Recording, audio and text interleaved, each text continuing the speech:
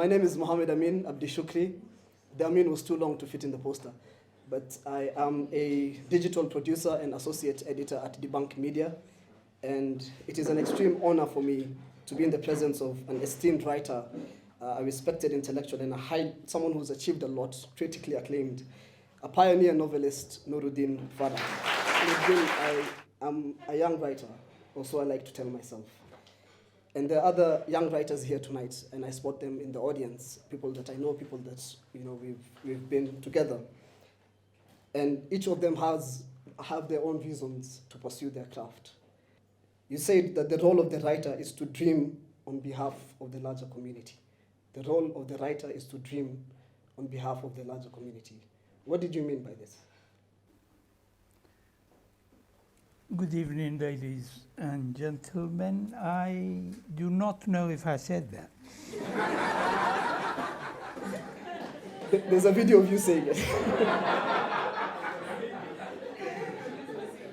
I've said very many stupid things, but I don't think I said that because it sounds like a wise thing to say. And I would say it makes sense when you think of it.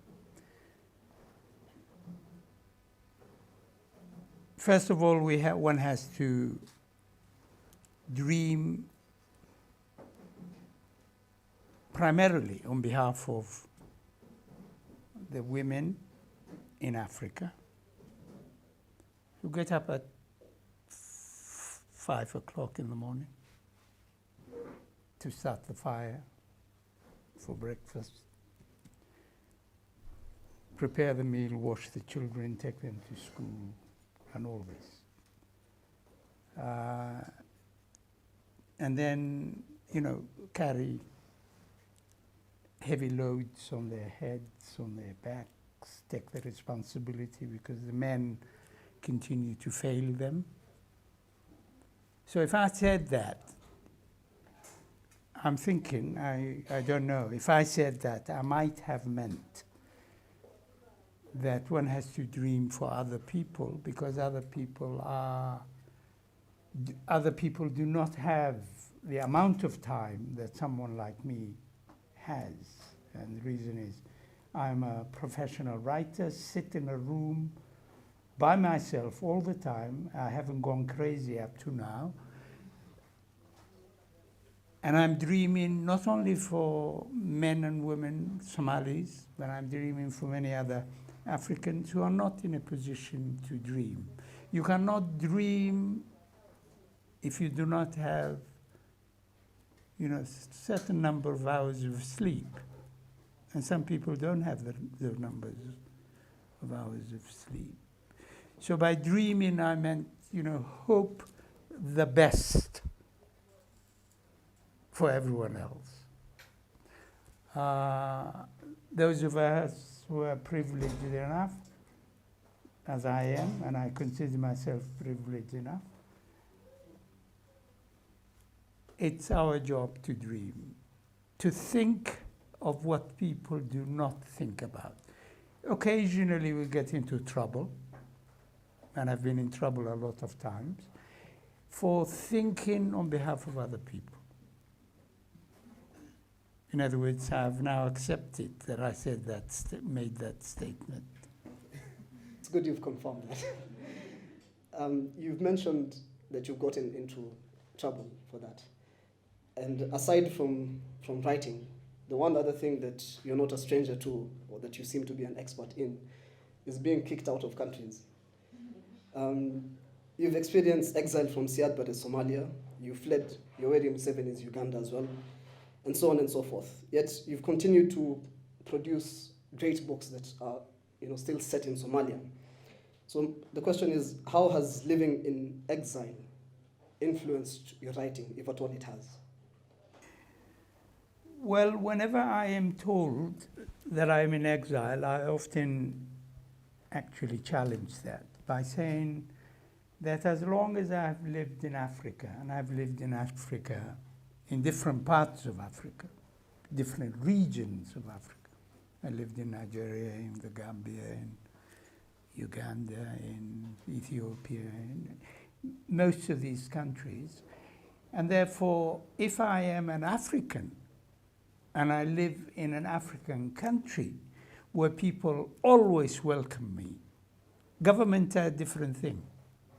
Government seldom will welcome writers. Government seldom welcome, anyone who does not praise them.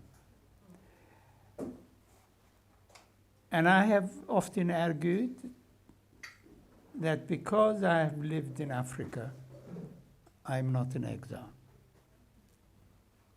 When it became obvious in 1976 that I could not return to Somalia, I made the decision that I would live in different parts of Africa, and I have lived in them. And whenever I felt threatened, I left each country that I have been thrown out of in the middle of the night and asked my friends to sell the furniture and continued. And there's always another country that welcomes you because you haven't said something about their dictator.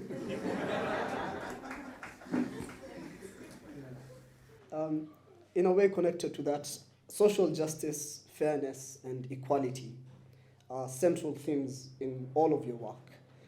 Your first famous novel, From a Crooked Rib, it critiqued patriarchy and misogyny way before these terms were even part of our common parlance or day-to-day language.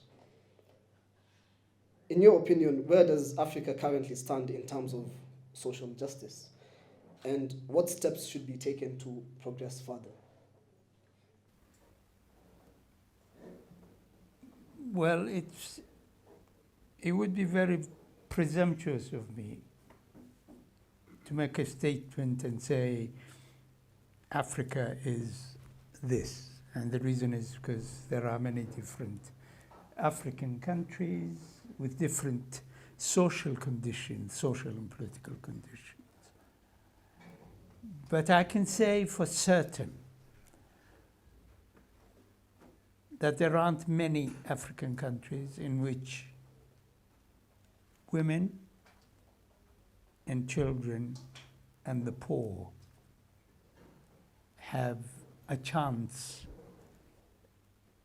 to do well.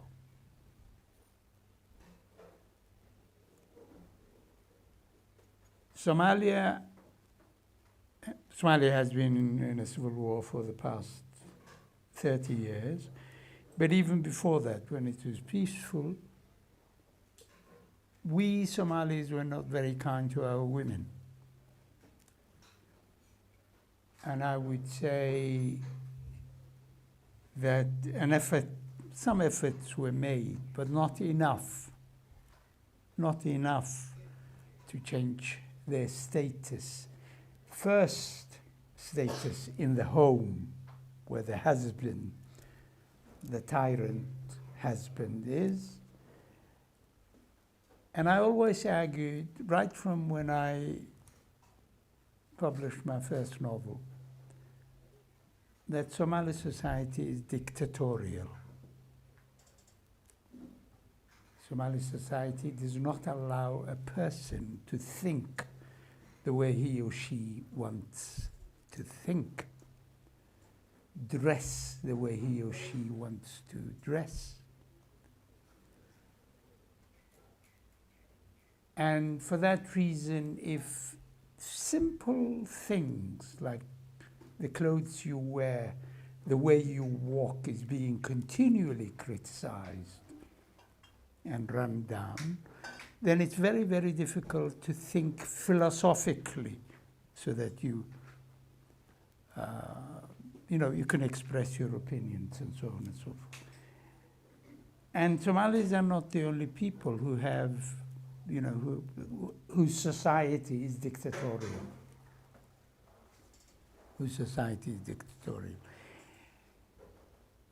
Other countries, other continents have done a little better or a lot better than Africa in matters of democracy, in matters of, yes, social justice and so on and so forth. Still, I would say that there is no country in the world that is wholly democratic. America claims to be democratic. But we know that, women have no place in politics, in life, in social, etc., until recently. And if you talk about the UK, same story. So we're striving and moving in the direction of bettering the lives of the people. But not enough has been done. Okay. From an early age, if one reads your work or if one is familiar with your life story, it seems like from an early age you knew you wanted to be a writer. And your mother, who was a poet, she had a significant influence on your journey. So much so that in a conversation you later on had with the philosopher Kwame Anthony Appiah, you mentioned that everything you've written is a tribute to your mother. Can you share more about how your upbringing and how your mother's influence shaped you as a writer and as the person the world knows as Nuruddin Farah? Well, if you mention my mother and my general attitude, not only about my mother, but about other women my mother's age. My mother passed on in 1990. My mother, when you say she was a poet, she was actually, as we say in Somali, she was a farray. In other words, she would compose poems for community occasions. If there was a wedding, either from the bride or the bridegroom would come, and she would compose a poem for that occasion, praising either the bride or the bridegroom, depending on what she wanted to do. My argument is very interesting, and I always say that if my mother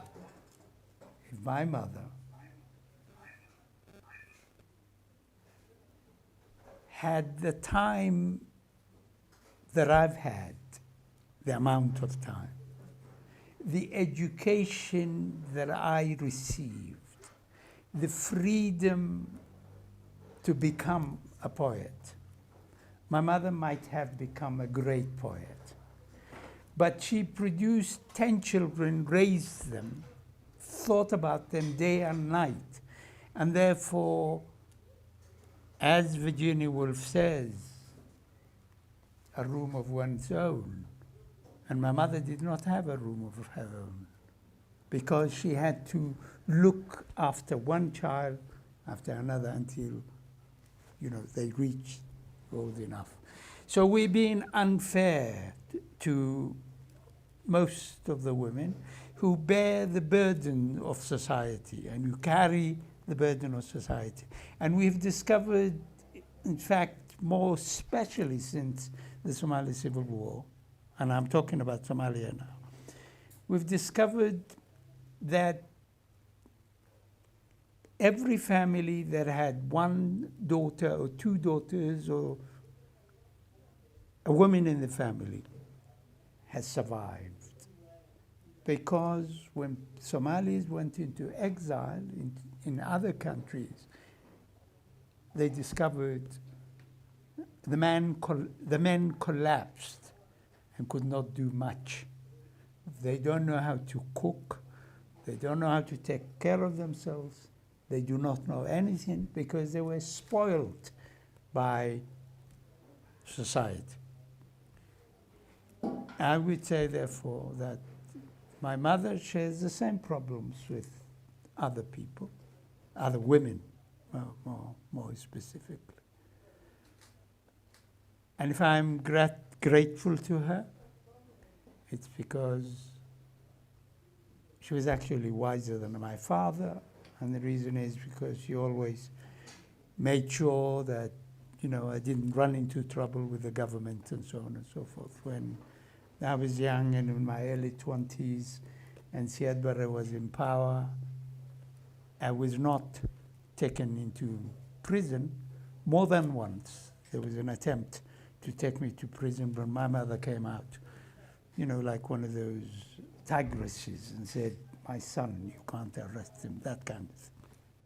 Sticking to the same idea, one of your most famous creations is a character by the name Ebla, who you write in From a Crooked Rib. And I quote in the book, you say her escape, when she's trying to escape, you say that her escape meant the divine emancipation of the body and soul of a human being. Now, this idea of individual freedom, this idea of liberty and the individual being supreme is seen in your work, and it seems to mean a lot to you. Why is that? Well, because as I said to you before, as a Somali, I'm not allowed to think. I am always being told what you have said is wrong. I cannot open my mouth without receiving criticism from some cleric who goes to the mosque and says some of the most terrible things without obviously acknowledging that I am just as free an individual as he is. Do you see? Yeah. And that is what I'm saying. The individual has to be free for society to be democratic. The individual has, if a Somali girl were to, I remember when I lived in Khartoum, I went to a city called Durman. Walking down the street from one place to another, this young girl was wearing a pair of jeans. A mob came out from somewhere, and they attacked her. And I was one of those people who tried to stop. And they couldn't. They wouldn't allow us, to speak to them reasonably and to say to them, "Why are you beating this girl? Why are you stripping her of the pair of jeans that she has on?" And if a Somali woman today, any of the Somali women today, were to wear a pair of jeans to walk in the street, she would meet the wrath of dictatorship.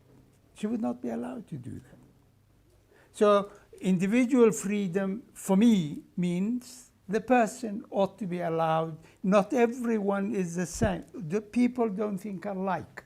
We have to think the way we are, and people must be allowed to think the way we want, dress the way we want, Why is it not allowed? And I'm quite sure on Friday some cleric would get up and say, Nuruddin is the enemy of Somali people, or something like that. You mentioned clerics. So before the Civil War, and even way before that, when you were growing up, and the generation of the 60s, the 70s, and the 80s, Somalia was, for the most part, a secular state. Religion was there, people were still Muslims, but they were also secularists. And they were more moderate about their religious beliefs. Mogadishu was a cosmopolitan city.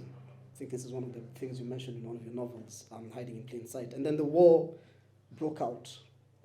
And when the war broke out, there was this infiltration of, radicalism and religious extremism and religious bigotry, which continued to spread out throughout the 2000s, the 2010s, to the point where now it no longer became a national concern for Somalia. It was a regional concern for Africa and a global concern, or global threat, rather.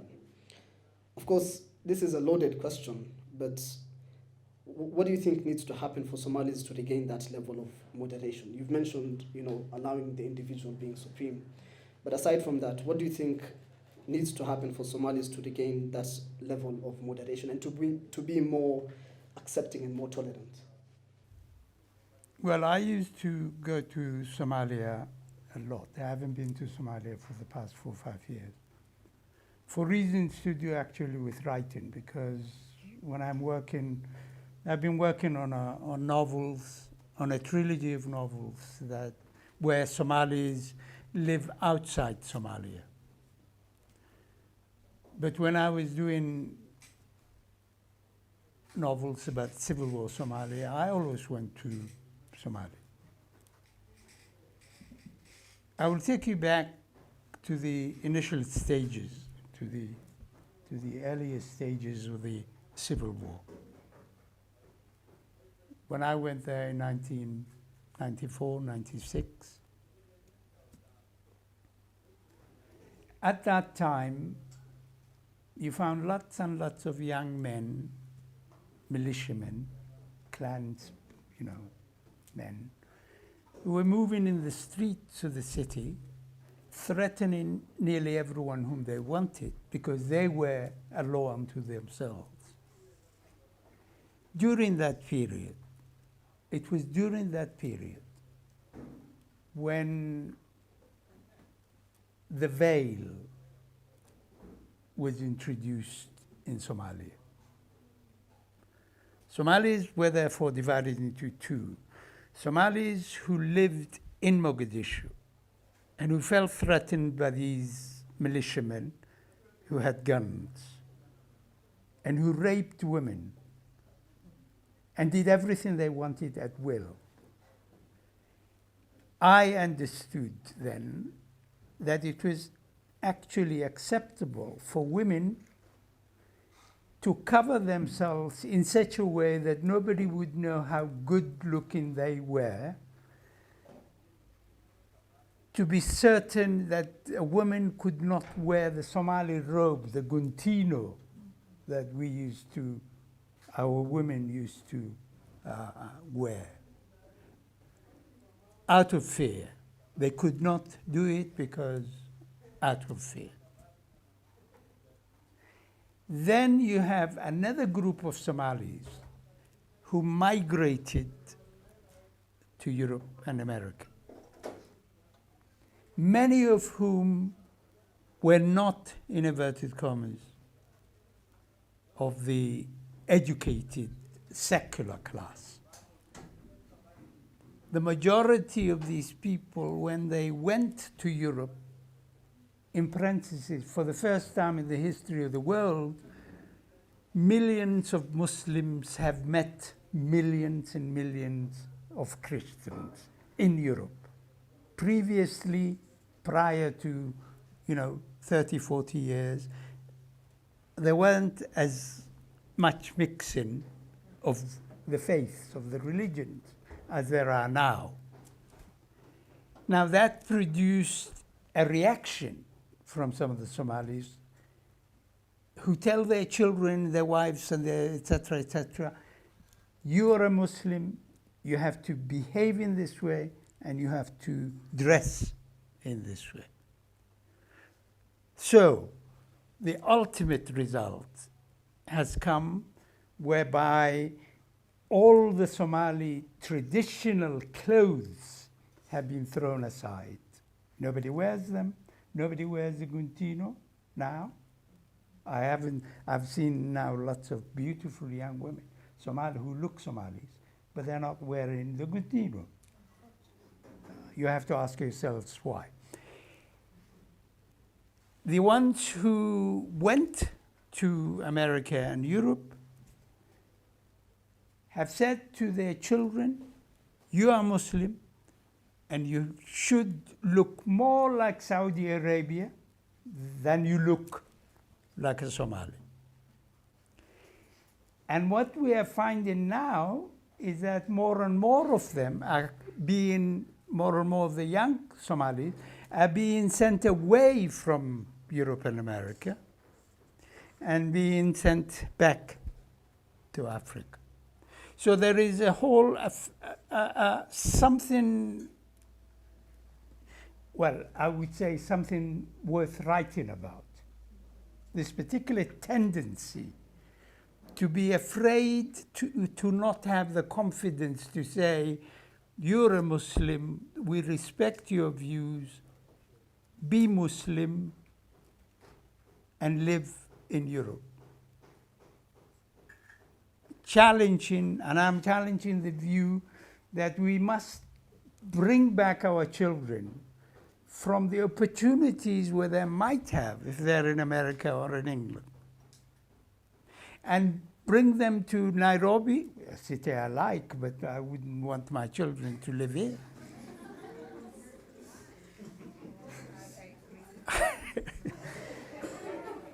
In other words, what I'm saying is,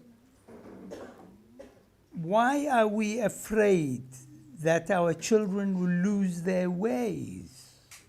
Why don't we have confidence in our children, in the young people? Give them confidence and say, when you are in Nairobi, you may be in the, forgive me, in the 19th century. Bring someone back from, why can't these Somalis be allowed to compete with the rest of the, with the people amongst whom they're living? I'm told that some of them are in prison here in Nairobi. Children.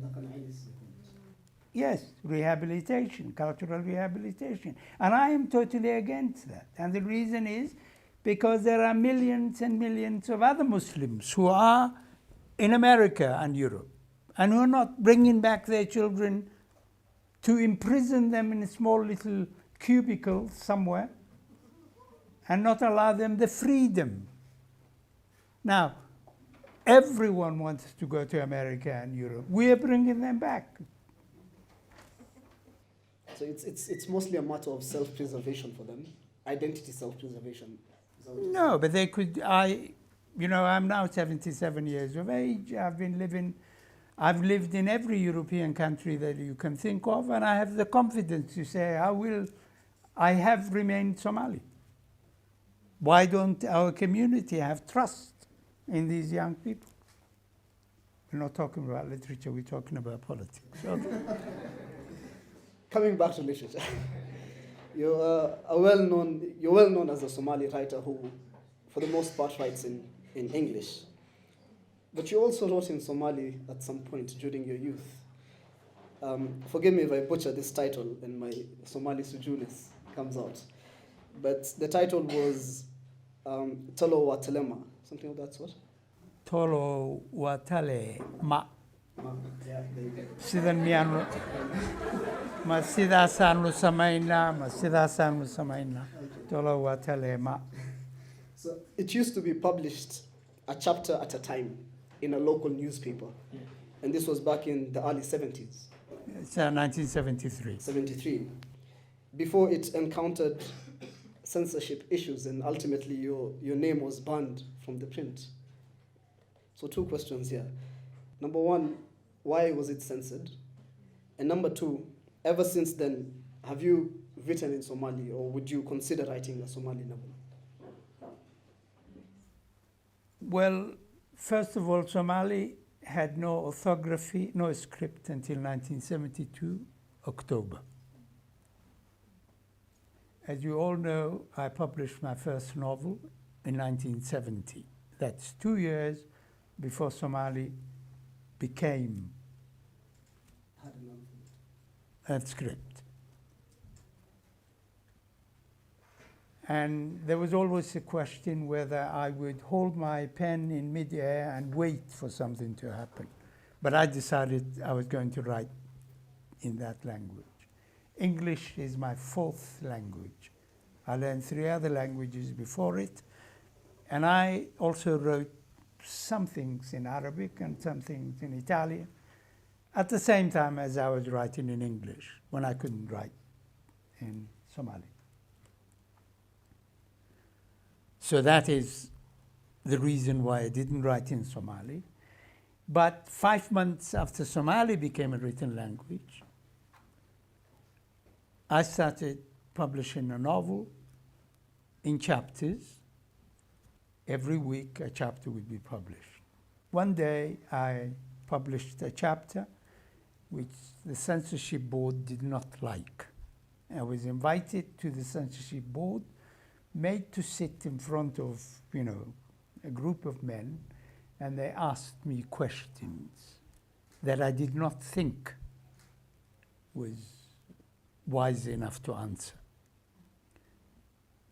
And then I was told we would discontinue publication of your book if you did not answer, if you did not give a satisfactory answer to the questions that we've put to you. And then I said, you do what you like. And they stopped the publication. Can I ask, what was the chapter on? What was it talking about for it to be censored? Two young men who are neighbors who fall in love with one girl, and the girl plays one up against the other. The censorship board people said to me, Somali women do not do this. And I said to them, I know the two women about whom I'm writing.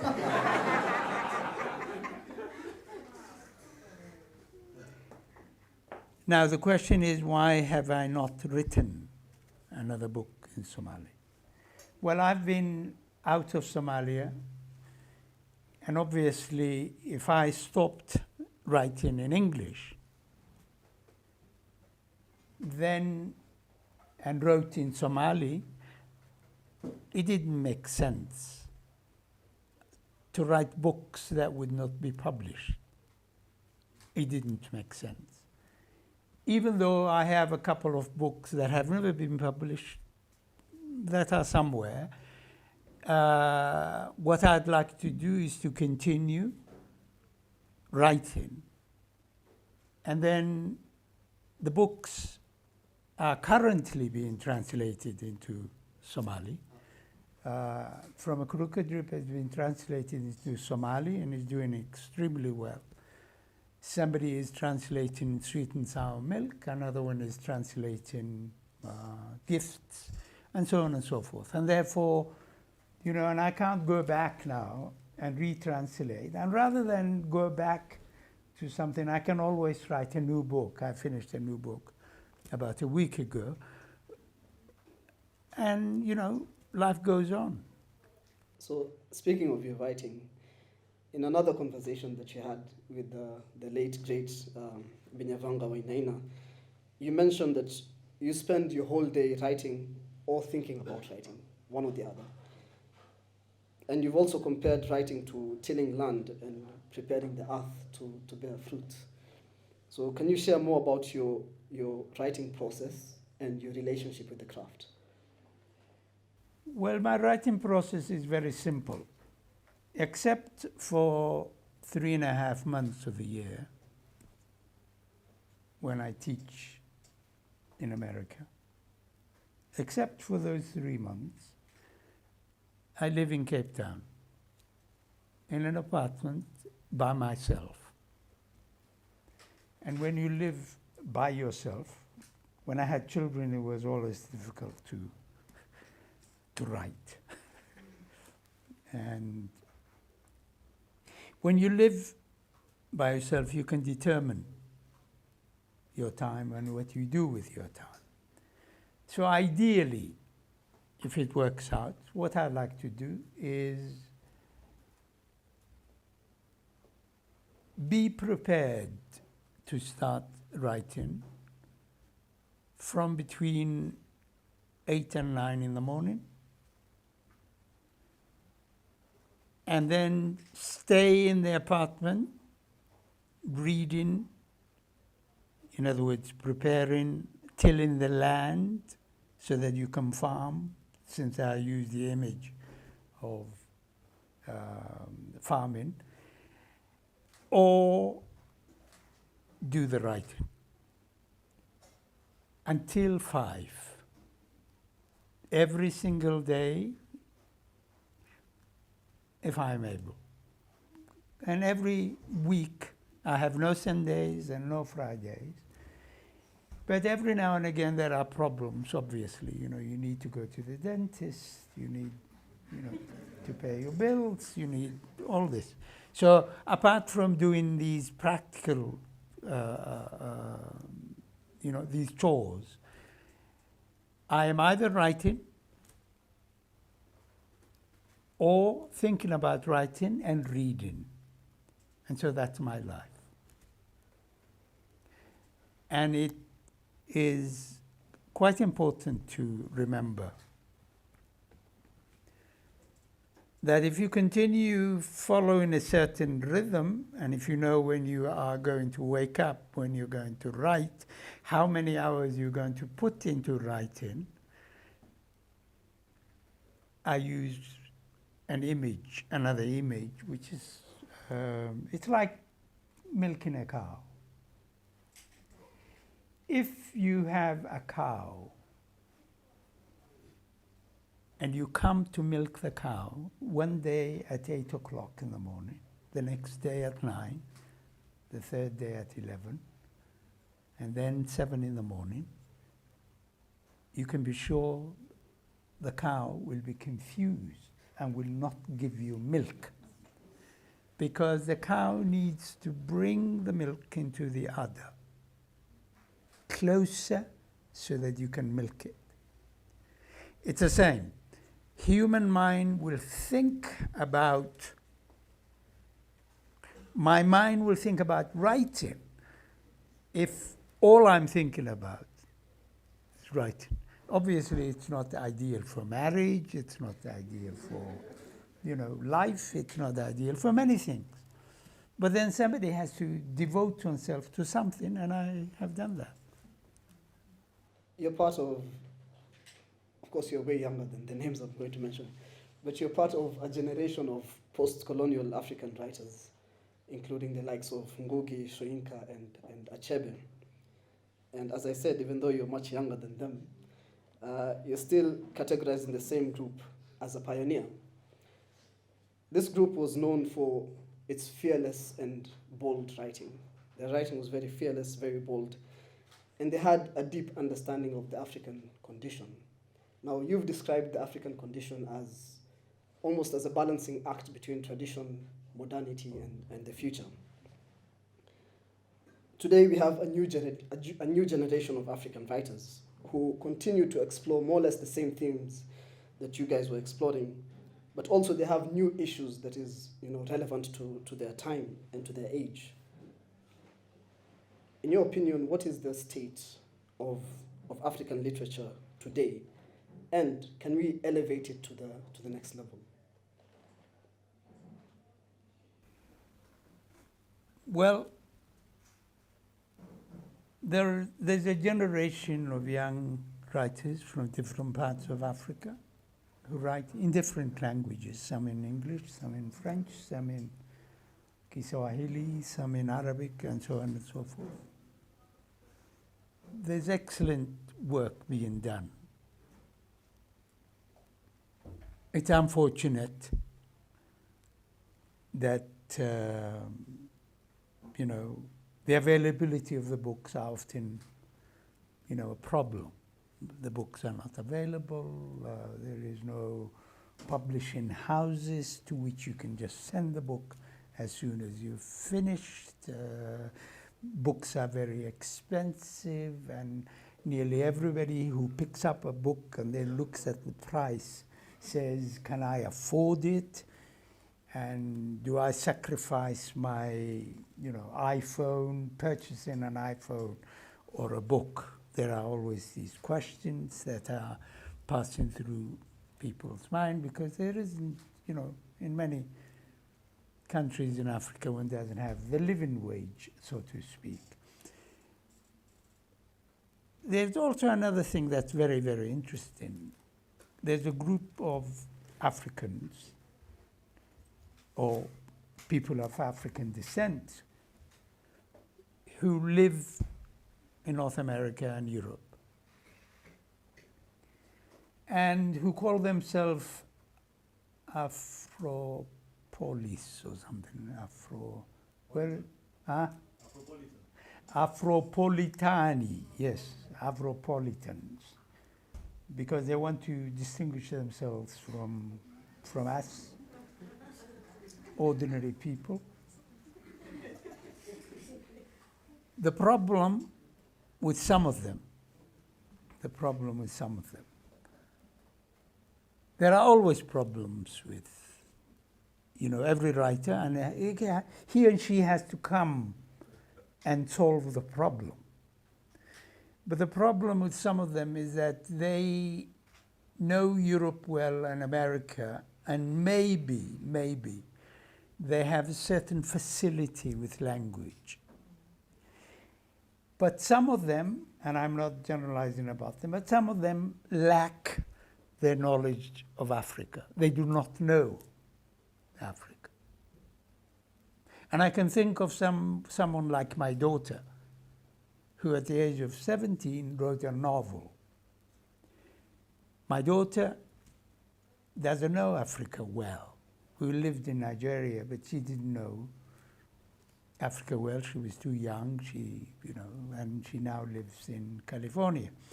What happens to the problem is that these people can always write fiction that is not Africa-rooted, which is good.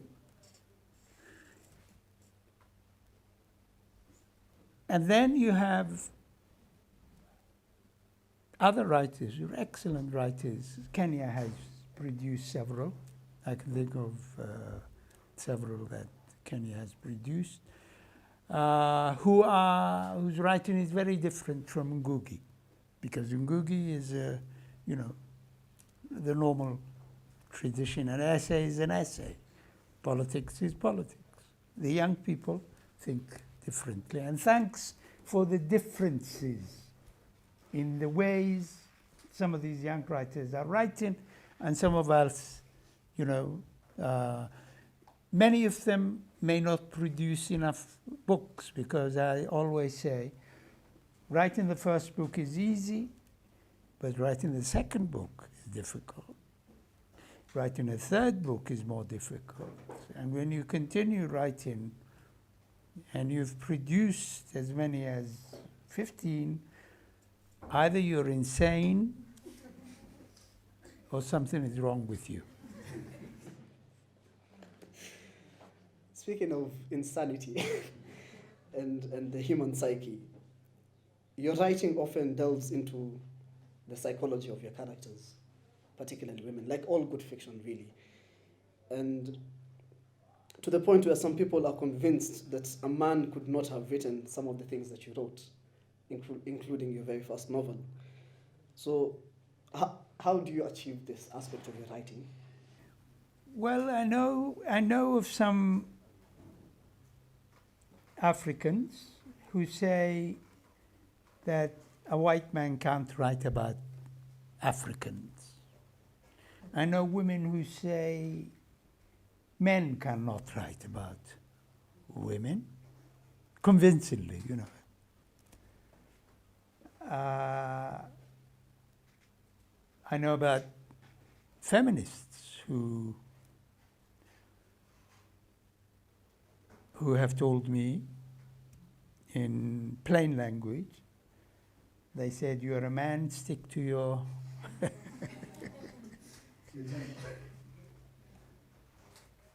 But my attitude is one that an American, a white man, a Chinese person, a Thai, everybody can write about other people, depending on how much understanding and depth they have of the human character. We're all human beings. Europeans don't think different from me and you, and therefore you can always write about them. It's never crossed my mind when I was writing my first novel that someone would someday say to you, "Nuruddin, you can't write about women." And then when I sent my first manuscript to the Heinemann African Writers editor, he wrote a letter to me, and it's all, official. He wrote a letter to me and said, "Dear Nuruddin Farah, are you a man or a woman?" And I have since received, letters. I'm curious to know, what was your response to that?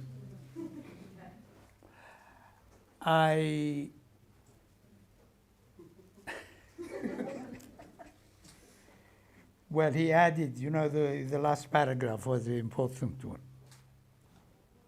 The last paragraph of that letter asking me if I was a man or a woman, because he was absolutely convinced I was a woman.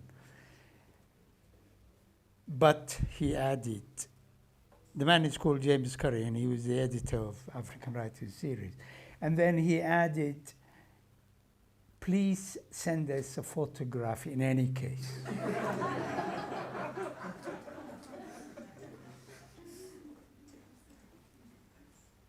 Did you? Well, it was a condition of being published.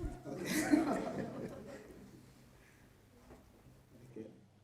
I think personally I've come to the end of my questions. It's been lovely having this chat with you. Thank you so much. Give him a round of applause, guys.